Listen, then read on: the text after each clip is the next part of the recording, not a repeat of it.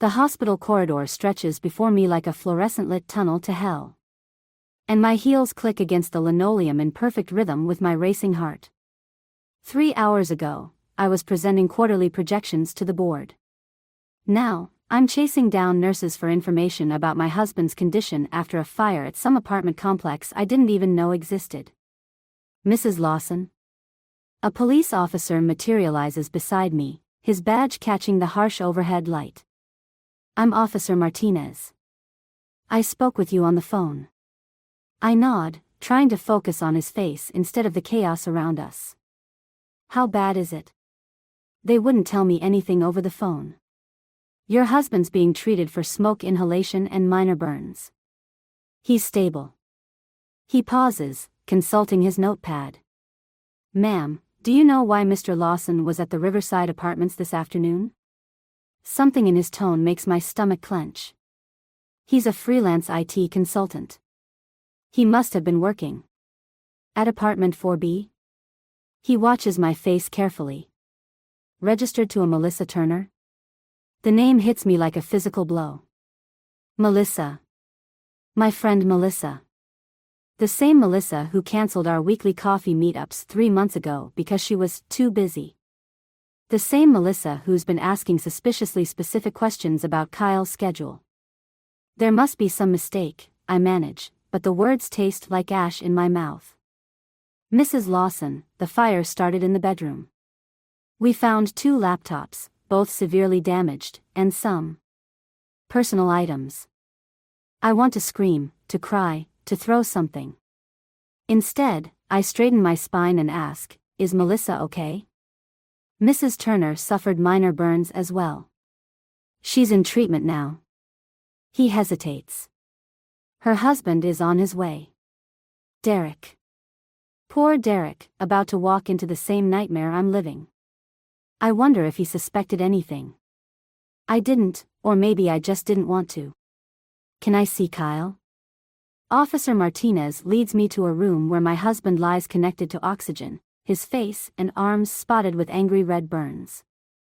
His eyes flutter open when I enter, and for a moment, I see panic there before he masks it with relief. Remy, he croaks, reaching for my hand. I can explain. I step back, just out of reach. Save your breath, Kyle. You'll need it to explain to our sons why Daddy won't be coming home tonight. His face crumples, but I'm already turning away. In my mind, I'm calculating bank accounts, custody arrangements, divorce lawyers. And somewhere, beneath the shock and pain, a small, cold voice is planning exactly how I'm going to make them both pay for this. I pause at the door. By the way, how's Melissa? The monitor beside his bed begins beeping faster, and that's all the confirmation I need. My mother always said you could tell everything about a marriage by watching how a couple moves through their kitchen. Tonight, Kyle and I dance our broken choreography around each other, all sharp angles and careful distance. He's been home from the hospital for 3 days, and every moment feels like walking on broken glass. The boys are asking why you're sleeping in the guest room, he says, reaching past me for a coffee mug. His arm brushes mine, and I flinch. Tell them Daddy's burns need special care. The lie tastes bitter, but it's better than the truth.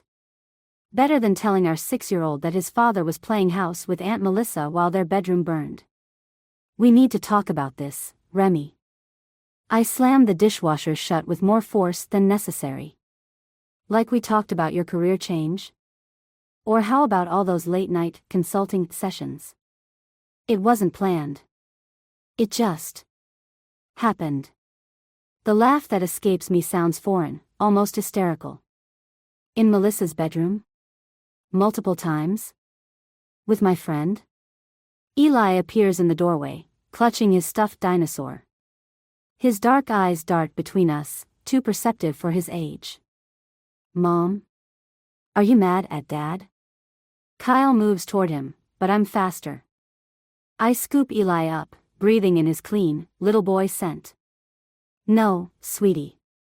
Mom and Dad are just having a grown-up discussion. Where's your brother? Playing trains. Can we have pizza for dinner? Sure, buddy. Go pick out the toppings with Noah. After Eli leaves, Kyle steps closer. I'll move back to the master bedroom tomorrow. For the kid's sake. Touch that bed, and I'll burn it myself. The words come out sharp as knives. I checked our accounts today. Care to explain the $5,000 you withdrew last month? He pales beneath his healing burns. Business expenses. For what business, Kyle? Because I called 3 of your supposed clients. None of them has heard of you. His phone buzzes on the counter. We both stare at it as Melissa's name lights up the screen.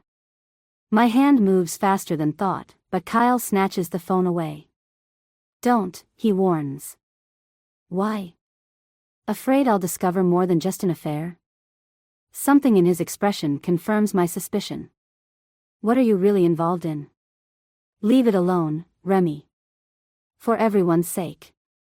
The threat in his voice is new, and it sends ice through my veins. But beneath the fear, something else rises, a cold, calculating anger that surprises me with its intensity. You know what's funny? I say, moving toward the door.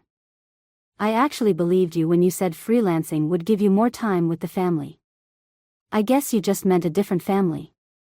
I leave him standing there, but my mind is already racing ahead.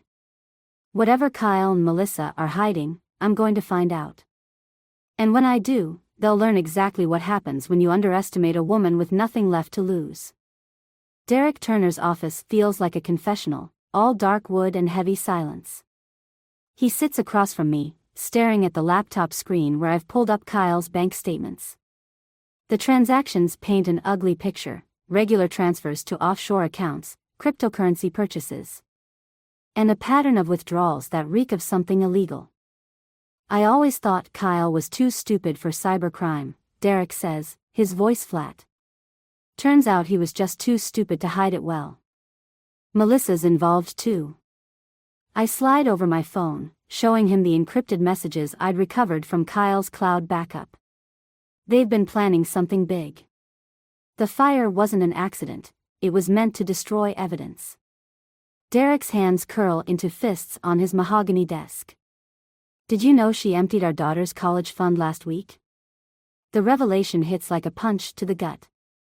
How much? 40,000. He laughs, but it sounds like breaking glass. She said it was for a real estate investment opportunity. My phone buzzes, a text from our neighbor. Kyle's loading boxes into his car while I'm supposedly at work. I show Derek the message. He's running, I say. They both are. Let them. Derek opens his desk drawer, pulls out a USB drive. I hired a private investigator 3 months ago. Originally to prove Melissa wasn't cheating. Instead, he found this. The files on the drive make my blood run cold. Screenshots of conversations about data theft, corporate espionage, blackmail. Kyle and Melissa weren't just having an affair, they were targeting both our companies, using our personal information to gain access. They're planning to transfer everything tonight, I say, scanning the messages. Once they do, we'll both be implicated. Derek's face hardens. They used our devices, our networks, our credentials. My phone rings, Eli's school. My son's voice comes through, small and scared. Mom? Dad came to pick us up, but he seemed weird. He said we're going on a surprise trip. The world stops spinning. I meet Derek's eyes, see my own terror reflected there. Sweetie, put your teacher on the phone right now. He's already signed them out, the teacher tells me moments later. Mr. Lawson had all the proper authorization. I'm already running for the door, Derek right behind me. Call the police, he shouts to his secretary. Tell them Kyle Lawson is attempting to kidnap his children. My hands shake as I start the car. All this time, I've been plotting revenge, gathering evidence, playing detective. But Kyle and Melissa have been 10 steps ahead, and now they're using my children as human shields. The rage that fills me isn't hot anymore, it's arctic, crystalline, deadly. They want to play hardball? Fine. But they're about to learn that nothing is more dangerous than a mother protecting her cubs. Police lights flash across the highway signs as we chase Kyle's car north. Derek's at the wheel, his knuckles white on the steering wheel, while I coordinate with the state police on my phone. The laptop between us keeps pinging with alerts, Kyle and Melissa's digital footprints lighting up like toxic breadcrumbs. They're heading for the Canadian border, Derek says, swerving around a slow-moving truck. Latest transaction shows they bought gas in Hartford. My phone chirps, an email from Kyle. Just 2 words, I'm sorry. Attached is a video file that makes my heart stop. It's security footage from 3 months ago, showing Kyle and Melissa in my office after hours, installing something on my computer. They used me, I whisper. Everything they stole from my company. They made it look like I was involved. Derek's jaw tightens. Same play they used on me. That's why they needed our credentials, our devices. Perfect fall guys. A call comes through, the state police. They've spotted Kyle's car at a rest stop, but there's a complication. My boys aren't with him. What do you mean they're not there? My voice sounds strange, distant. Where are my children? Mrs. Lawson, we've detained your husband and Mrs. Turner, but they claim the children are with a friend. They won't give us a name. The world tilts sideways. I start scrolling through my contacts, trying to think who Kyle would trust with our sons.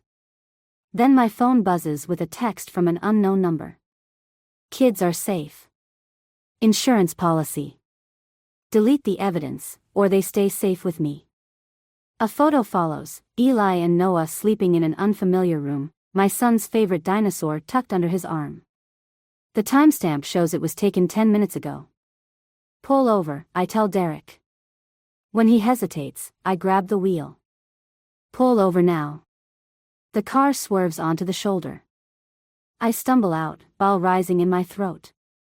All my careful planning, all my evidence gathering, it's worthless now. Kyle and Melissa weren't just running a scam, they had a whole network. And now that network has my children. Derek's phone rings, Melissa, calling from custody. He puts it on speaker. You have 1 hour, she says, her voice eerily calm. Delete everything you've found, sign the confessions our lawyer will send, or the boys disappear forever. Your choice, Remy. The line goes dead, leaving us with an impossible decision. Save my children, or expose the truth. Be branded a criminal, or risk losing them forever. I look at Derek, see my own desperation reflected in his eyes. We both know what has to happen next, something neither of us can come back from. The police interrogation room feels like a pressure cooker. Kyle sits across from me, his burns still visible, while Derek paces behind my chair. We have 15 minutes left on Melissa's ultimatum. Tell me who has my children, I say, keeping my voice steady despite the tremor in my hands. Kyle's eyes dart to the two-way mirror. You know I can't. Can't, or won't. Derek slams his hands on the table. Your whole operation's exposed. The only card you have left is 2 innocent kids. A slight smile plays at Kyle's lips. Exposed? Check your phone, Derek. My stomach drops as notifications flood our phones. Someone's releasing documents, emails, financial records, all pointing to Derek and me as the masterminds behind the corporate theft. Our company's stock prices are already plummeting.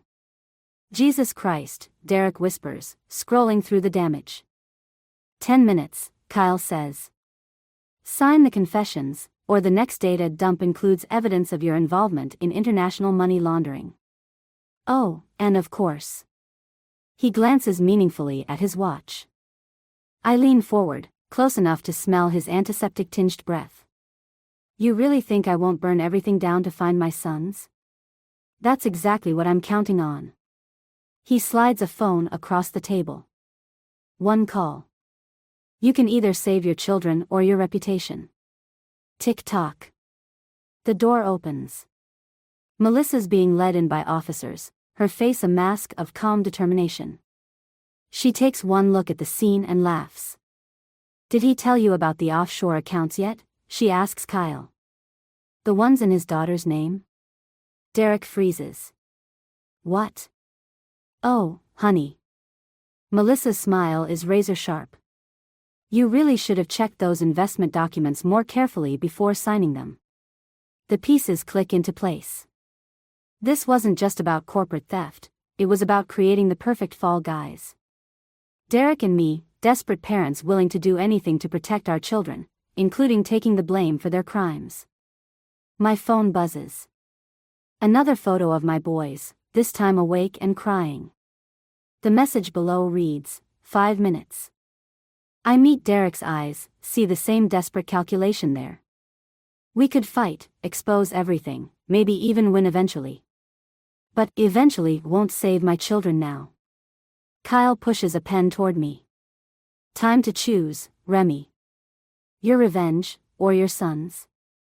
I pick up the pen, but instead of signing, I write an address on my palm. Derek sees it, gives an imperceptible nod.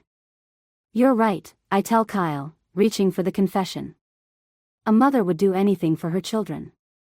Including letting the villains think they've won, just long enough to spring the trap we've been setting since that first photo arrived. The warehouse looms against the night sky, its broken windows like jagged teeth. I check my phone's GPS one last time, the signal from Eli's dinosaur toy, the one with the tracker I'd sewn inside months ago. Blinks steadily from the 3rd floor. Police are 10 minutes out, Derek whispers beside me. You sure about this? I adjust the wire under my shirt. Kyle and Melissa's signed confessions feel heavy in my pocket, our ticket to freedom, or our death warrant. They'll kill us both if they realize we're stalling. The side door creaks open. A figure emerges, not Kyle or Melissa, but someone I recognize from Kyle's old tech firm. James Chen, the security expert who'd mysteriously disappeared 6 months ago.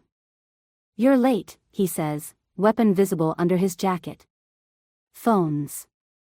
We hand them over. He leads us through a maze of abandoned machinery, upstairs that groan under our feet. My heart pounds with each step, knowing we're walking into a trap but having no choice. The 3rd floor is one vast space. In the center, my boys sleep on a makeshift bed, surrounded by computers and servers humming with stolen data. Kyle stands guard, while Melissa types furiously at a terminal. Confessions? Kyle holds out his hand. I pass them over, fighting the urge to break his fingers. Let me see my children. The transfers first, Melissa calls out. Everything goes through, then you get the kids. A screen shows our banking apps, waiting for authorization. One click and we'll surrender everything, our savings, our homes, our futures. All to save my sons. Now, Kyle demands. Derek moves first, entering his codes. I follow, watching our lives drain away in digital rivers. Melissa's smile grows with each transaction. It's done, she announces. James, finish it. The gun appears before I can move. James aims at Derek first, his expression blank. Nothing personal. The shot never comes.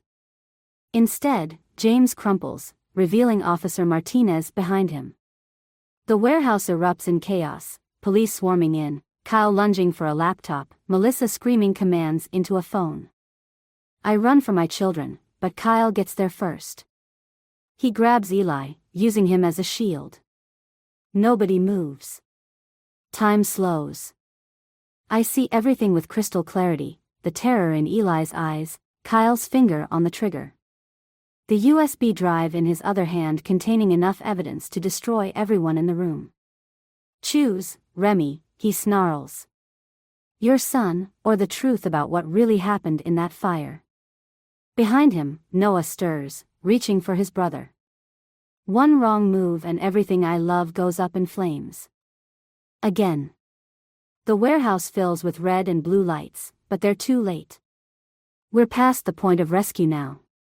This ends with blood or betrayal, and I'm the one who has to choose which. Kyle's grip on Eli tightens, and my son whimpers. Behind them, Noah crawls beneath a desk, his small form barely visible in the shadows.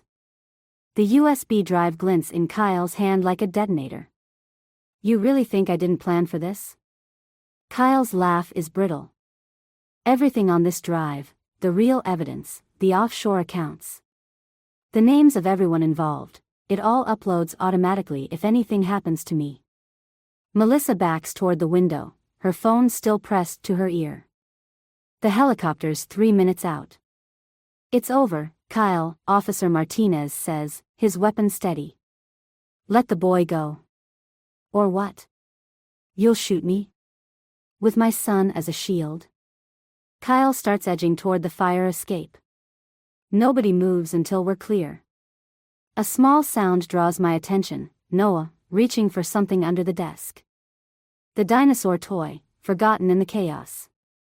Our eyes meet, and I see my own determination reflected in his 4-year-old face. The truth about the fire, I say, taking a step forward. Tell them, Kyle.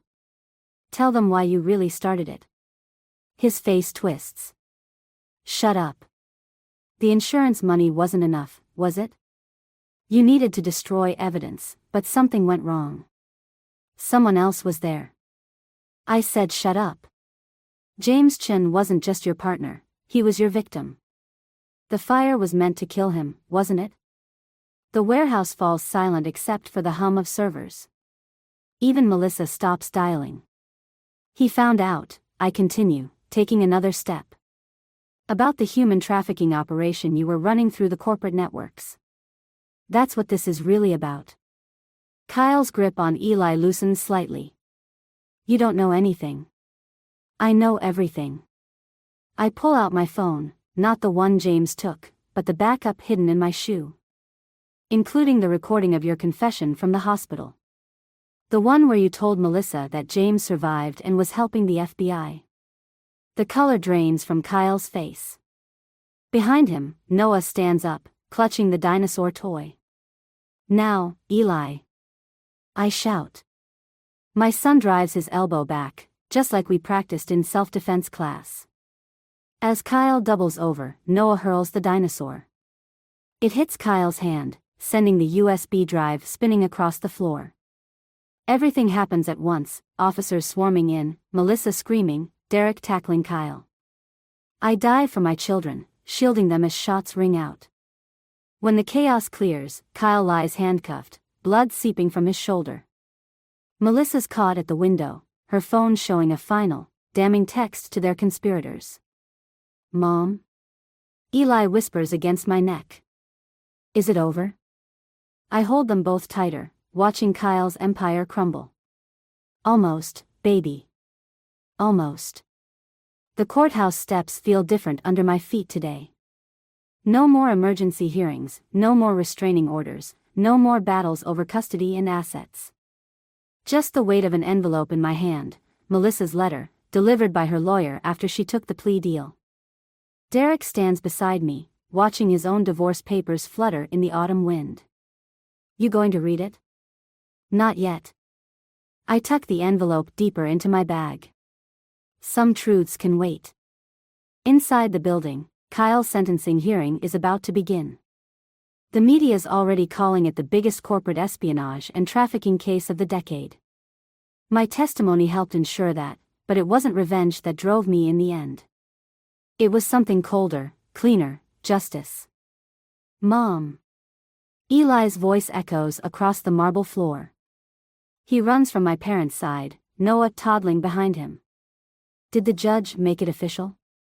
I kneel down, straightening Eli's collar. Yes, baby. We're free. Free from what? Noah asks, clutching his new dinosaur toy, this one without any trackers. From lies, I tell him, catching Derek's knowing look. We both learned that lesson the hard way. My phone buzzes, a text from James Chen.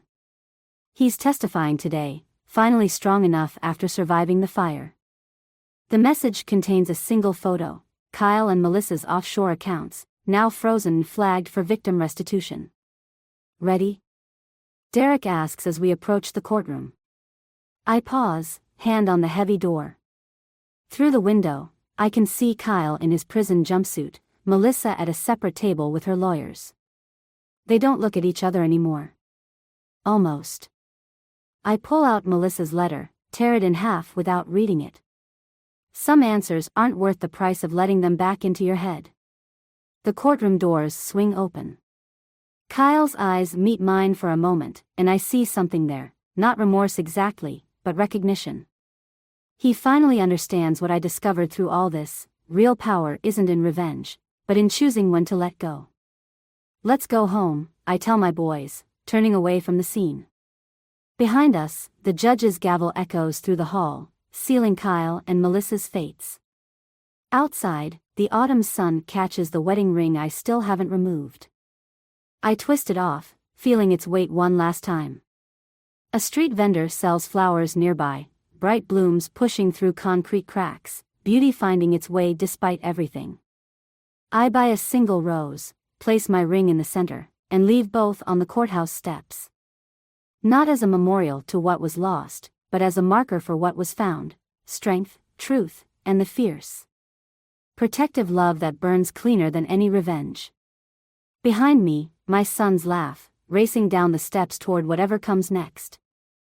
I follow them into the light, leaving the ashes where they belong, behind us.